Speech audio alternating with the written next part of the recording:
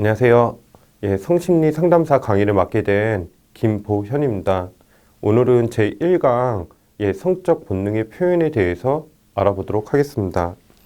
이 성적 본능의 표현이라고 이야기하면은요, 우리가 성이라고 이야기하는 것은 어쩌면은 지금 듣고 계시는 분들도 역시 마찬가지겠지만 가장 인간에게 대해서 기본적인 본능 욕구라고도 이야기할 수 있을 것 같습니다. 우리가 흔히 심리 상담사나 이러한 데서 인간의 기본 욕구가 무엇이냐라고 이야기했을 때 인간의 기본 욕구가 3대 욕에 속하더라. 그래서 어떻게 해요? 맨 처음에는 먹고 사는 문제. 그래서 이 먹는 문제에 대해서 식욕에 대해서 가장 첫 번째로 하더라. 그 다음에 두 번째는요. 수면욕이라고 이야기하는 잠자는 거. 그 잠자는 거에 대해서 어떻게 해요? 가장 기본적인 욕구더라. 그 다음에 세 번째는요. 세 번째가 바로 이 성본능이라고 이야기를 합니다. 그런데 첫 번째하고 두 번째라고 이야기하는 식욕하고 수면욕 같은 경우에는 생각을 해보면은 얘네들은 어떻게 해요? 결핍이 되거나 하면은 인간의 목숨과도 어떻게 해요? 치명적일 수도 있더라. 그러나 성본능이라고 이야기하는 것은 인간의 목숨과는 어떻게 해요? 별개로 보더라. 라고 하는 것이 그러나 우리의 살면서 삶의 활력소가 되기도 하지만 또한 남한테 어떻게 해요? 이것이 전가될 수도 있는 굉장히 큰 불행을 초래할 수도 있는 하나의 문제로서 바라보기 때문에 우리가 이 성심리 상담사를 배움으로써 올바른 성의 가치관이 무엇인지 그리고 그 성의 가치관을 통해서 사람들이 얼마나 행복한 삶을 살 수 있게 할 것인지에 대한 것에 대해서 상담사로서의 역할, 그 다음에 교육자로서의 역할. 왜냐하면은 성심리 상담사라고 이야기하는 것은 성이라고 이야기하는 것은 하나의 응용심리죠. 우리가 여태까지 알고 있었던 심리학이라든지 아니면 상담학이라든지 이러한 것들의 총체적인 하나의 부분을 떼어온 거기 때문에 응용심리학입니다.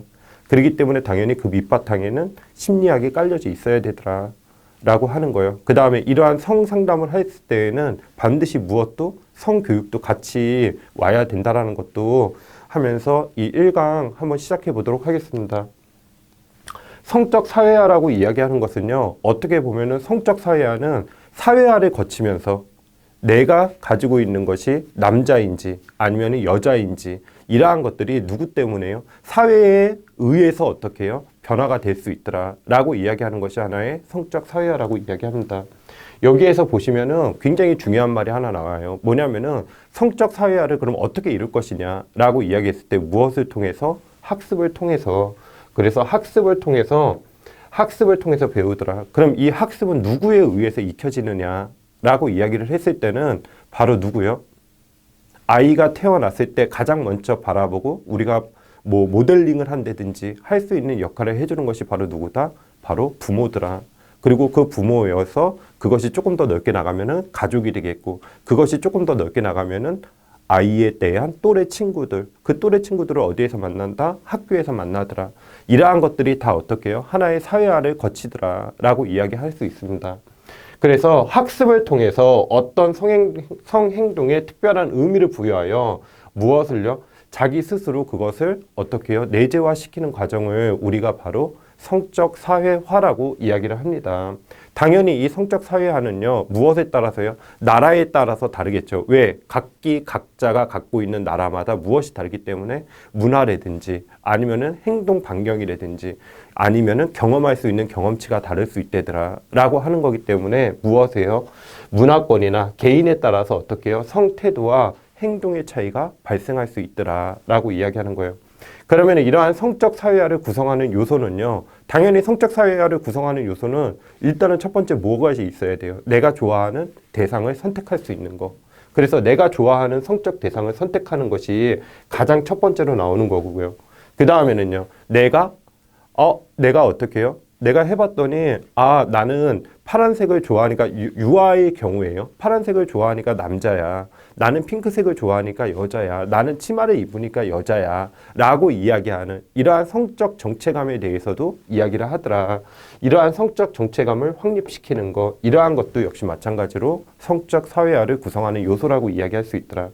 그 다음에 적절한 성인의 성 역할을 배우는 거. 아까도 계속 이야기 드렸지만 적절한 성인의 성 역할이라고 이야기하는 것은 엄마와 아빠를 보면서 아, 남자는 이렇구나, 여자는 이렇구나 라고 이야기하는 거, 성행위에 대해서 이해하고 그에 대해서 지식을 습득하는 거, 그에 대한 지식을 습득하는 거 바로 어디에서요? 바로 이제는 학교나 아니면 또래 친구들을 만나면서 시작이 되더라 라고 이야기하는 거예요. 성적 표현의 상대성은요, 이 성적 표현의 상대성은 당연히 성의 태도나 표현에서 무엇을 개인차가 존재하더라. 그래서 이 개인차가 존재하는 이유가 바로 무엇이냐라고 이야기했더니 각각의 가정마다 어떻게 해요? 당연히 교육 환경이 다르더라. 엄마의 역할, 아빠의 역할이 가부장적이냐 아니면 양성평등이냐에 따라서도 어떻게 해요?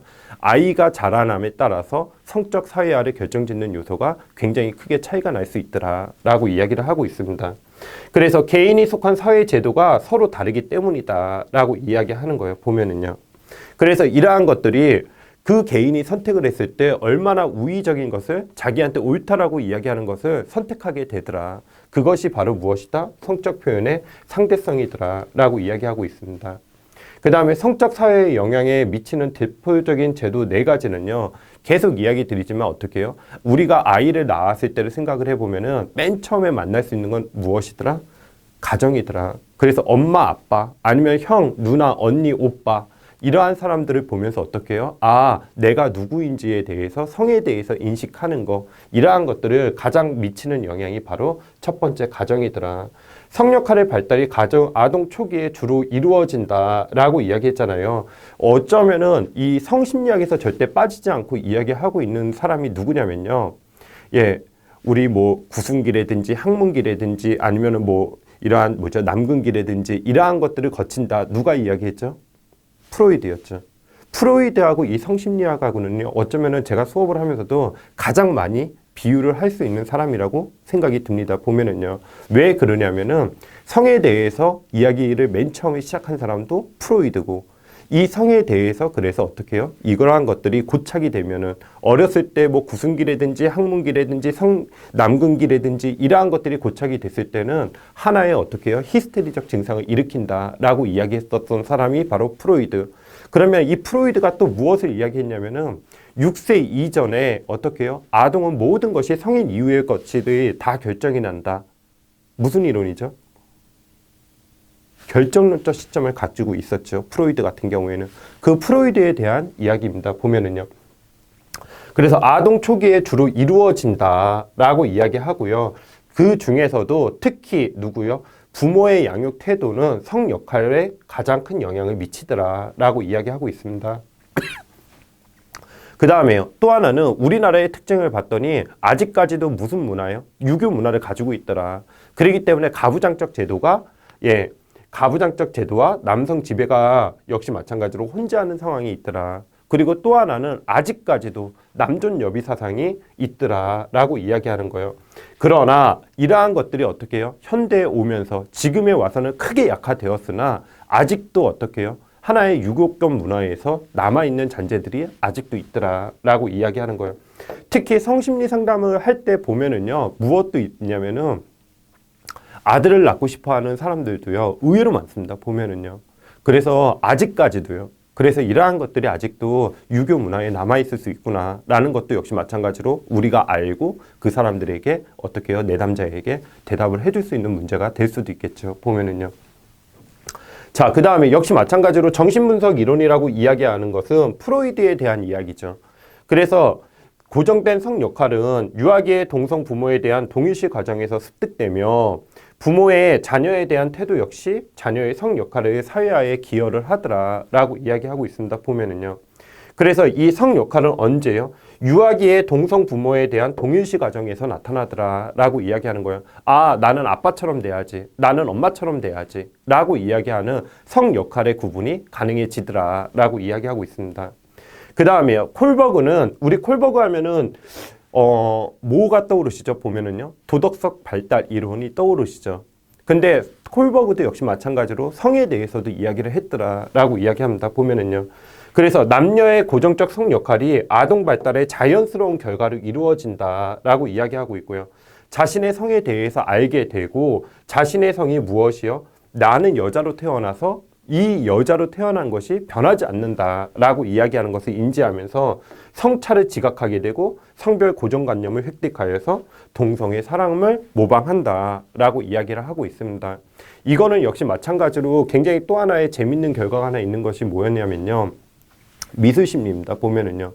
미술심리 때 한번 아이들한테요. 한 초등학교 3, 4학년 이전의 아이들한테도 역시 마찬가지로요. 무엇을요? 한번 사람을 그려보세요 라고 이야기를 했을 때 그 사람이 무엇일 확률이 훨씬 더 높더라? 바로 동성일 확률이 훨씬 더 높다. 왜 그러냐면은 아까도 이야기했지만 누구요? 내가 남자이면은 아버지를 보면서 동일시하는 그 과정이 계속 진행되기 때문에 그렇더라 라는 것으로 해석이 될 수 있겠죠. 보면은요. 그 다음에 이 성적 본능의 표현에서 아이가 자라면서 성에 대해서 질문을 할 수가 있습니다. 보면은요. 근데 성에 대해서 질문을 할 때, 부모가 먼저 화끈거린다든지 아니면 이거에 대해서 야, 너 그냥 다리에서 주워왔어. 아니면 엄마 아빠 그냥 손잡고 있었더니 너가 나왔어. 라고 이야기하는 거 요즘 시대에서는 전혀 안 맞겠죠. 보면은요. 그래서 이러한 것들에 대해서 어떻게 해요? 자녀 수준에 맞춰서 계속 끊임없이 아이들한테도 어떻게 해요? 성적 질문을 던지면서 같이 이야기를 할 수 있는 토론의 문화가 분명히 장이 마련이 되어야 되더라 라고 이야기하고 있습니다. 그것에 대해서 야, 이거는 이야기 네가 아직 알 거 아니야. 아니면 아예 무관심으로 그냥 가는 거. 아니면 비언어적으로 이 조그만한 것이 라고 이야기한다든지 아니면은 아예 너무나도 어떻게 해요? 아이 수준에 맞지 않게 너무 어렵게 이야기를 한다든지 아니면은 뭐 다음부터 아예 질문을 못하게 막는다든지 아니면 거짓말로써 한다든지 아까 너 다리에서 주워왔어 라고 이야기하는 이러한 것들처럼 이렇게 하면은 이러한 보수적인 태도는요 현대에서는 어떻게 해요? 전혀 도움이 되지 않더라. 그러면 아이가 훨씬 더 궁금증이 폭발하게 되더라. 그러면은 다른 또래의 친구들이나 아니면 계속 알고자 하더라 라고 이야기하면 될 것 같습니다. 성역할 발달 이론들은 공통적으로 유아 초기에 부모 자녀 관계에 성역할 발달에 미치는 영향력을 강조하고 있더라 라고 이야기하는 누구요? 프로이드의 결정론적 시점을 가지고 있더라 라고 이야기하고 있습니다. 그런데 자녀의 성별에 따라서 부모는 역시 마찬가지로 어떻다고요? 남자냐 여자냐에 따라서 기대도 달리하고 성적 사회화에 따라서 남자는 듬직해야 되고 뭐 책임감이 강해야 되고 머리를 짧게 해야 되고 이러한 것들이 하나의 성적 사회화 과정을 거치더라. 기대하는 욕구들이 서로가 다르더라 라고 이야기를 하고 있습니다. 보면은요. 그리하여 여성이 여전히 사적인 영역 속에 국한되며 인생을 의존적이고 수동적인 존재로 머물도록 만들고 있다는 것이 지금의 현실에서도 어떻게 해요? 뭐 교과서라든지 바뀌려고 많이 노력은 하죠. 보면은요. 교과서 내에서도 어떻죠? 보면은 남성은 밖에 나가서 일을 하고 여성은 육아를 한다든지 이러한 것들이 양성성에서 역시 마찬가지로 너무나도 많은 비중을 차지하고 있더라 라고 이야기를 하고 있습니다. 그 다음에 가정 다음에 이제는 학교죠. 왜? 아이가 또래 친구들을 만나고 그 다음에요. 사회화를 시킬 수 있는 어쩌면 가장 이제는 부모를 넘어서서 이제는 만날 수 있는 그 다음의 장이 바로 학교더라. 그래서 이미 고정된 성 역할은 누구였죠? 부모였죠. 그래서 부모가 강화와 훈련이 가정에서 이제는 어떻게 해요? 학교로 보내졌을 때 아이가 여자 화장실을 가고 남자 화장실을 가고 하는 것들이 자연스럽게 이루어지더라 라고 이야기를 하고 있습니다. 그 다음에 또 하나는요. 이 두 번째 게 중요하겠죠. 또래 집단과 상호작용을 통해서 사회화가 이루어지는 중요한 환경, 성적 태도, 행동 발달에 큰 영향이 되더라 라고 이야기하고 있습니다. 그 다음에 세 번째는요. 성 역할의 사회화는 학교에서 이루어지는 교육활동에서 정형화 되어지고 있다라고 이야기하고 있고요. 그러나 이러한 정형화가 되어지고 있는 것이 어쩌면 무엇을요? 편견을 낳을 수 있더라. 왜? 성 역할에 대해서, 구분에 대해서. 그래서 교과서의 내용은 남성은 사회에서 중요한 일을 하며 생산적인 일을 하고 이러한 것들. 그러나 여성은 덜 중요하며 소비적인 역할을 하고 그 다음에 남성의 호의를 받으면서 살아가는 이러한 것들이 아직도 교과서에서 어떻게 해요? 하나의 무엇을요? 성차별을 나타나게 되더라 라고 이야기를 하고 있습니다. 그래서 성차별을 나타내게 돼서 이 성차별은 결국에는 무엇을요? 차별은 우리가 심리상담에서 무엇을 낳는다고 이야기를 했죠? 하나의 그 다음에는요, 혐오를 낳게 되더라 라고 이야기하는 거예요. 그렇기 때문에 양성평등이라고 함은 어쩌면 굉장히 중요한 가치에 현대 시대에서는 자리 잡고 있을 수 있더라 라고 이야기하고 있습니다. 예, 그 다음에는요. 또 하나는 이제 영향을 줄 수 있는 매체 중에서는 역시 마찬가지로 이제는 가정과 학교를 떼어놨을 때는요. 우리가 쉽게 보는 TV나 아니면 요즘 가장 대표적인 것으로 뭐 유튜브를 본다든지 하고 있는 것이 바로 예, 하나의 가장 크게 영향을 주고 있는 매체이더라. 그래서 방송이나 아니면은 인쇄, 광고물, 인터넷 이러한 것들이 어떻게 해요? 너무나도 적나라하게 나와 있더라 라고 이야기합니다. 보면은요. 그러나 이 적나라한 게 무엇을요? 사실만을 전달해 주는 것만 뿐만 아니라 무엇을요? 하나의 편협된 사고로서 가게 될 수 있더라 라고 이야기합니다. 그래서 아이들이 궁금해 했었던 어떻게 해요? 성행위라든지 낙태라든지 성폭력 정보를 끊임없이 계속 내보내는 거죠. 보면은요. 그럼 여과 없이 계속 내보낸다는 것은 아직까지도 어떻게 해요? 판단력이 제대로 서지 않은 아이들한테는 그것들이 어떻게 해요? 하나의 편협된 사고나 아니면 일방적 사고로서 받아들여질 수 있더라 라고 이야기할 수 있겠죠. 왜 그러냐면은 대중매체도 제작자나 아니면 언론인의 편견을 그대로 반영하여 시청자의 독자의 객관성을 잃게 하고 성차별적인 사회화 과정을 중요한 영향력을 형성하더라 라고 이야기하고 있고요. 대중매체에 나타난 여성상은 역시 마찬가지로요. 교과서나 똑같다라는 거죠. 보면은요. 순종적이고 헌신적이고 그리고 남성적은요. 바깥에서 일을 하고 있는 이러한 모습들이 계속 그려지더라. 이러한 모습들이 그냥 자연스럽게 내보낸 것 뿐인데도 어떻게 해요? 나의 하나의 고정관념으로 자리 잡을 수 있더라. 그 고정관념이 바로 무엇을요? 성차별을 낳고 그 성차별이 혐오를 낳을 수 있더라. 라고 이야기를 하고 있는 거겠죠. 예, 그 다음에 현대산업사회에는요, 지금에 와서는 어떻게 해요? 여성의 역할은 지금 뭐 직장 다니고 맞벌이 하는 부부들도 너무나도 많죠. 그러한 것들을 따지다 보면은 여성의 역할은 매우 다양함에도 불구하고 대중매체의 내용과 형식 제도는 정통적 성고정관념에 의해서 여성의 능력과 역할을 소극적으로 아직까지도 평가하고 있는 부분도 있더라라고 이야기하고 있습니다. 현재 사회는 급속하게 변하고 있으며 남성과 여성에 대한 사회적 기대도 바뀌고 있더라라고 이야기하는 거예요. 보면은요.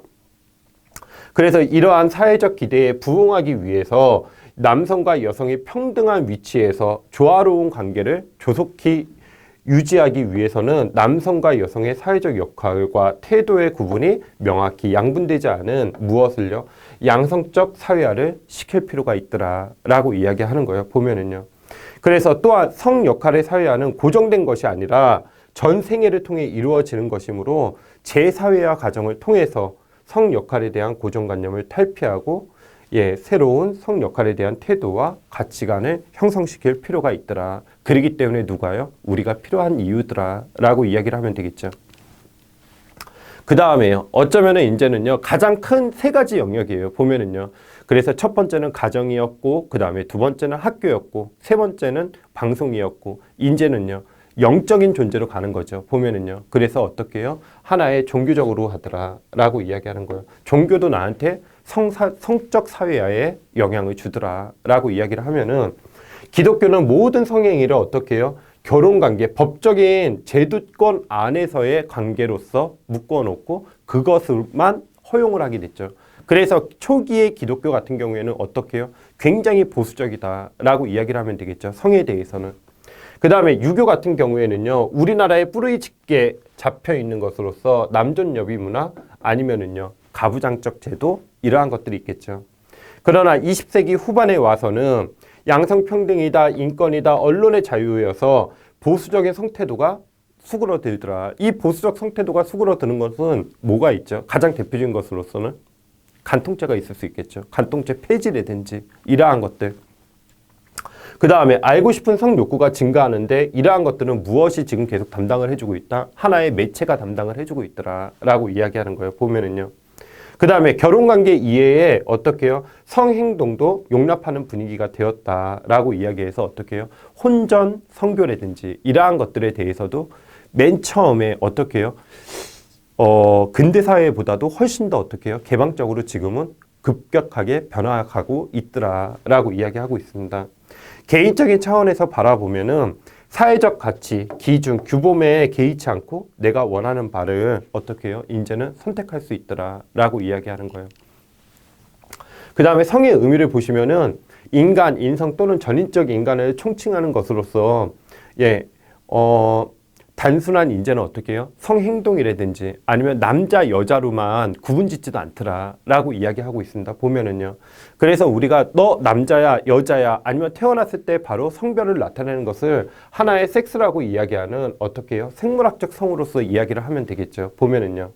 그 다음에요. 하나의 행동과학적 성이라고 이야기하는 것은요. 하나의 젠더겠죠.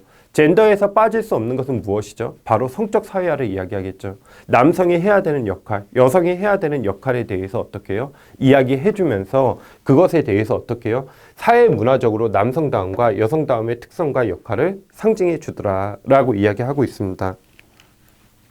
그 다음에는요. 하나의 이제는 인격적 성의로서 어떻게 해요? 하나의 섹슈얼리티가 있겠죠. 보면은요. 그래서 이 섹슈얼리티라고 이야기하는 것은 이제는 무엇을요? 하나의 섹스하고 그 다음에 어떻게 해요? 하나의 젠더를 합친 것을 우리가 포괄하면서 전인적이고 전인격적인 개념을 이야기하는 것을 우리가 바로 섹슈얼리티라고 이야기를 하더라라고 이야기합니다. 그럼 이 섹슈얼리티에는 이제 무엇도 포함이 된다고요? 인간에 대한 태도라든지 내가 가지고 있는 신념이라든지 이러한 것들이 어떻게 해요? 내가 선택을 할 수 있더라 라고 이야기하는 것이 바로 하나의 섹슈얼리티가 될 수 있겠죠. 그 다음에 여기에서 또 하나에 빠지지 않는 것은요. 바로 이제는 정체성이겠죠. 그래서 내 정체성이 무엇이냐. 나는 남자로 태어났지만 어떻게 해요? 여자로 되고 싶다? 아니면 여자인 것 같다? 라고 이야기하는 하나의 성 정체성에 대해서도 고민을 하는 시점이 이제는 왔더라 라고 이야기하는 거예요. 보면은요. 그래서 섹슈얼 아이덴티티라고 이야기하는 것은 성적 정체성을 이야기하겠죠. 보면은요. 그래서 해부학적인 개인의 성별을 이야기하면 되겠고요. 그 다음에 젠더 아이덴티티는요. 어떻게 해요? 사회 문화권에서 내가 어떻게 살아보다 보니까 남성다움과 여성다움에서 이러한 것들은 어떻게 해요? 내가 한번 고민을 해볼 수 있더라 라고 이야기하는 것이 하나 젠더 아이덴티티를 이야기하면 되겠죠. 여기에서 여러분들이 한번 보시면은 이러한 것들도 하나 있을 수 있겠죠. 성에 대해서 이렇게 보면은요, 어떻게 해요? 하나는 우리가 생물학적인 섹스하고, 그 다음에 어떻게 해요? 사회문화권에서의 젠더하고, 그 다음에 이 두 가지 용어를 포괄적으로서 무엇을요? 신념이나 태도나 이러한 것들을 어떻게 해요? 포함할 수 있는 섹슈얼리티까지 해서 이렇게 성은 세 가지로 구분이 되더라라고 이야기를 하고 있습니다. 그 다음에는요, 동양에서의 성의 의미를 보면은 동양 같은 경우에는 역시 마찬가지로 어떻게 해요? 이제는 동양은요. 그냥 하나의 어떻게 해요? 합쳐버리는 거죠. 섹스든 아니면 젠더든 너 그냥 남자로 태어났으니까 사회에서도 역시 마찬가지로 남성다움을 가르쳐 주는 거고 너 여자로 태어났으니까 사회에서도 어떻게 해요? 그냥 여성다움을 가르쳐 주는 거고 그래서 우리나라나 아니면 동양 같은 경우에는요. 하나의 그냥 성으로서 번역이 됩니다. 보면은요. 그 다음에 색이라는 말도 쓰면서요. 이 색을 어떻게 해요? 뭐 색계 뭐 이러한 식으로요. 라고 이야기하는 것을 보면은요. 하나의 성쾌락이라든지 성행동만을 의미하는 것을 색이라고 이야기를 하고 그 다음에 이 섹스라고 이야기하는 것에 대한 성을 무엇으로요? 몸과 마음의 합일로 보았더라 라고 이야기하는 거예요. 보면은요. 그 다음에 성행동과 쾌락만을 의미하는 것이 아니라 전체적인 인간 그 자체를 뜻하더라 라고 이야기를 하고 있고요. 이 아리스토파네스의 이야기는요. 인간이 신에게 대들다 라고 이야기를 하면서 무엇이 있냐면은 바로 이러한 것들이 있겠죠. 보면은요. 이 아리스토파네스에서요. 신들이 인간을 나눌 때 어떻게 해요? 하나는 태양의 아들인 남자. 그 다음에 땅의 딸인 여자. 그 다음에요. 달의 자손인 어떻게 해요? 양성체 인간. 이렇게 세 가지로 났는데 땅이든 태양이든 어떻게 해요? 다 각자 신에게 순응하면서 살아가고 있는데 이 양성체 인간만은 그렇지가 않았다라고 그래요. 그리고 역시 마찬가지로 머리도 2개고 다리도 4개고 손도 4개다 보니까 어떻게 해요? 훨씬 더 빠르고 훨씬 더 머리 회전이나 이러한 것들도 빨랐다고 이야기를 합니다. 그러다 보니까 누구 와요? 계속 신도 분명히 오류가 있는 것을 계속 양성체 인간이 계속 끄집어내는 거죠. 보면은요. 그러니까 당연히 어떻게 되겠어요? 눈에 가시가 되겠죠.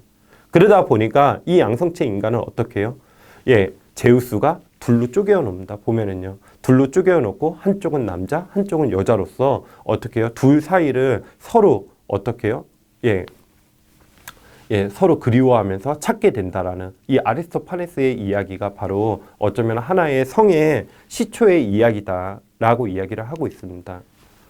그 다음에 종족 보존과 쾌락 추구라고 이야기해서요. 어쩌면 성은 가장 중요한 것이 종족 보존과 쾌락 추구에 대한 이야기를 하고 있고, 그 다음에요. 보르부 원숭이의 성생활도 역시 마찬가지로 보르부 원숭이가 인간의 유전자고요. 영장류이면서도 98%가 공유가 똑같다라고 이야기합니다.